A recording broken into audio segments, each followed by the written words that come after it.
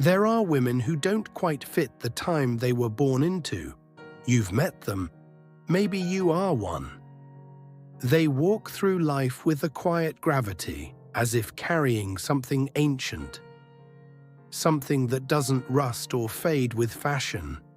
You can feel it in the way they pause before speaking, or how their eyes seem to listen before their ears do. They are not trying to be mysterious. They just are. The world rushes around them like traffic noise, but they move at the rhythm of tides, not deadlines. And if you've ever wondered why you feel older than your years, why life has always felt like déjà vu, this might be why. What follows isn't a checklist. It's a recognition.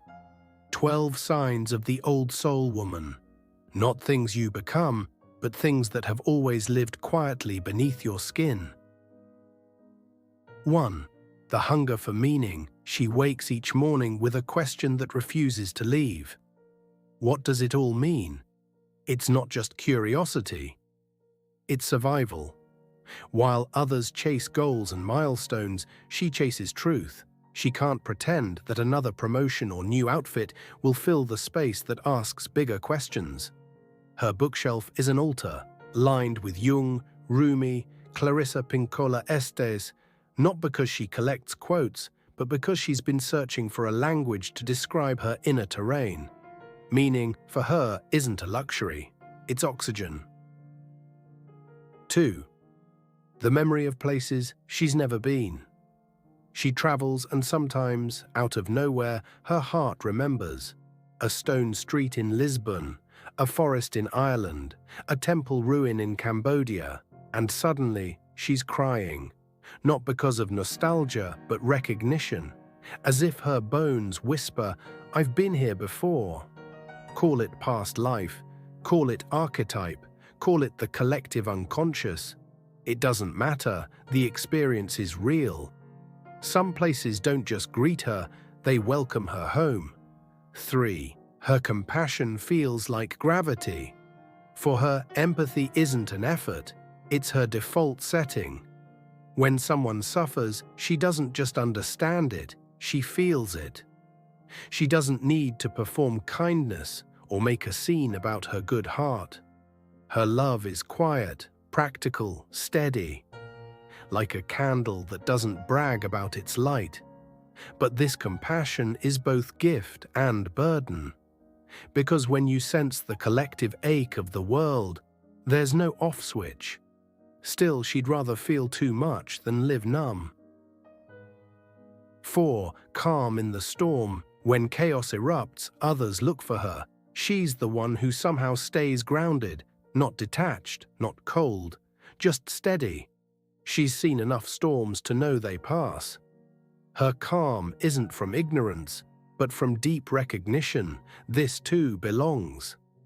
She doesn't quote positivity mantras. She embodies them. Her presence is the reassurance everyone craves, but few can offer. That unshakable sense that even when everything breaks, something eternal within us stays intact. 5. She sees the future before it arrives. She's the friend who says, "Something's shifting," months before the headlines catch up. She senses cultural tides before they rise. Trends, movements, transformations. They hum in her bones before they hit the surface. And yes, it can be lonely. Visionaries always walk a few steps ahead of the collective. People tell her she's too intense, too much, or reading into things. She smiles. She's learned not to explain herself. Time always catches up eventually. 6. She needs solitude. Like others need air. There's a myth that solitude equals loneliness. She knows better. Silence is where she recharges. It's where she listens to the whispers of her own soul, the ones drowned out by the world's endless noise. She can be in a room full of people and feel alien, not because she's antisocial, but because small talk feels like sandpaper against her skin. Her solitude isn't escape, It's return to clarity, to center, to her own inner truth. When she comes back from her quiet places, she carries light, distilled, real, necessary. 7. She's immune to material illusions. She's tried, really she has, to find happiness in possessions, titles, followers, approval. But every time she gets what she thought she wanted, the emptiness returns, whispering, "There must be more than this." And she's right. The old soul woman doesn't reject beauty. She just knows what's real. A conversation that moves her means more than a 5-star dinner. A sunset more than a status symbol. She measures wealth in awareness, not accumulation. And when you see her smile, you understand. Simplicity isn't lack. It's freedom. Up to this point, you might be nodding, recognizing pieces of yourself in these words. But the second half of her story runs deeper. It's where her inner world begins to show through her eyes, her intuition, and her unshakable sense of what's true, even when the world doesn't understand her. 8. She speaks the language of children and elders. Children and elders recognize her instantly. It's in the way she kneels to meet a child's eyes, not with condescension, but with curiosity. She listens as if their words carry secret wisdom, because they do, and the elderly, they relax around her. Something in her presence tells them they can drop the mask, stop pretending to be fine. She honors their stories, their silences, their slow pace. She feels at home with both, the ones freshly arrived and the ones preparing to leave. Maybe because both live close to the veil, that thin border between what we call life and everything beyond it. She stands somewhere in the middle, but her heart leans toward mystery. 9. Her spirituality isn't borrowed. She's not spiritual because it's fashionable, or because she's trying to escape life's messiness. Her spirituality is cellular. It rises from within like sap through a tree. She doesn't fit neatly into any one religion or philosophy. She's too fluid for dogma, too curious for certainty. She studies many paths, mystics, monks, poets, indigenous teachings, and weaves them together into something that feels alive.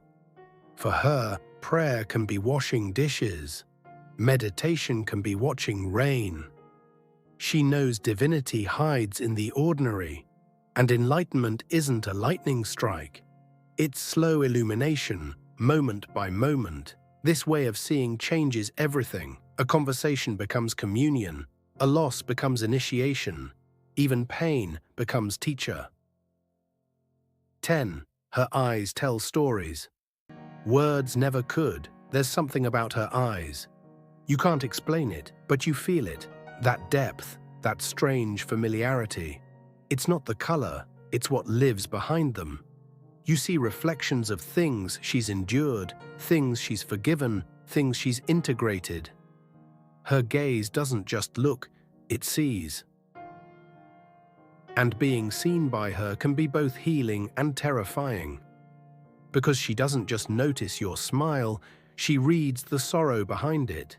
She doesn't just hear your words, she senses what you're afraid to say. Her eyes are mirrors that reveal truth, not to expose, but to invite you back to yourself. That's why strangers tell her their life stories at airports, why friends call her at midnight. They sense what she carries, a kind of sanctuary.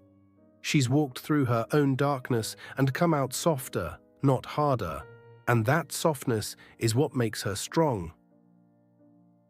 11. Intuition is her first language. Logic has its place, but intuition is her compass. It speaks in sensations, whispers, and sudden clarity. A voice that says, "Don't go there," or "Call them now," or "Wait, not yet." She's learned to trust it. even when it makes no sense, because every time she ignored that inner knowing, she paid the price, sometimes in heartbreak, sometimes in regret. Her intuition doesn't always shout. It hums quietly beneath the noise of the world. She can feel dishonesty like static in her chest. She can sense when something's ending before anyone admits it. People call her psychic. She laughs. She's just paying attention to what most people have forgotten how to hear. In a culture that worships proof and logic, she is fluent in something older, the language of knowing without needing to explain. 12. She sees beneath the masks. She sees people, truly sees them, not just who they pretend to be, but who they are when the lights go out. She notices the subtle flinch when someone mentions their father, the forced laughter that hides exhaustion, the eyes that betray longing even when the mouth says, "I'm fine." She doesn't judge it. She understands, because she's faced her own shadows, her jealousy, fear, self-doubt, pride, and she knows how heavy those masks can be. That's the paradox of depth. The clearer she sees, the lonelier it can feel. You can't unsee falseness once your eyes adjust to truth. But her clarity breeds compassion, not cynicism. She knows everyone is doing the best they can with the level of awareness they have. So she loves people as they are, even when she sees what they hide. Still, real connection is rare. When two old souls meet, it's wordless recognition, an exhale that says, "Oh, there you are." And for a moment, the loneliness lifts. Being an old soul woman isn't glamorous. It's not a brand, not an identity to perform. It's a calling, and sometimes a burden. You feel too much, see too far, know before you want to. You crave connection but also solitude. You long for home but can't find it anywhere external. But here's the truth. You are home. The depth you've been searching for is not out there. It's within. And once you accept that, you stop trying to fit into shallow spaces. You stop apologizing for your sensitivity. You stop shrinking your wisdom to make others comfortable. You realize that the very thing that makes you different is what the world secretly longs for. Jung once said that when we bring the unconscious into consciousness, we participate in the evolution of humanity itself. That's what the old soul woman does. Every single day, she heals what has been silenced, sees what others overlook, carries wisdom forward like a torch. Not loudly, not for applause, but with quiet dignity. Her life becomes her offering, her empathy, her insight, her presence a kind of medicine. She may never know the full impact she has, but the ripples of her being stretch further than she'll ever see. If these words stir something in you, if you feel that ache of recognition, maybe it's not because you're learning something new. Maybe it's because you're remembering something ancient. You've always known this about yourself. You've just been waiting for someone to name it. You don't have to prove it, or explain it, or turn it into a performance. Just live it. Live your truth quietly. Honor your need for depth. Trust your intuition even when no one else understands it. Love fiercely but wisely. And keep walking, even if the road feels lonely. There are others walking too. You might not see them yet, but they're out there. Souls like yours scattered across the world, quietly holding the light. One day you'll meet one of them. You'll recognize each other instantly, not by words, but by the way silence feels between you, and you'll know. You were never alone. You never have been. So if you carry that ancient ache, That deep knowing that doesn't quite fit this modern world, don't rush to fix it. It's not a flaw, it's a compass. Follow it. Let it guide you home, because the world doesn't need you to be louder. It needs you to be real. And the old soul woman, she's been real since the beginning of time. Thank you for watching. If this spoke to your soul, share it with someone who carries the same quiet knowing. Until next time, stay gentle, stay grounded, and keep listening to that ancient voice within.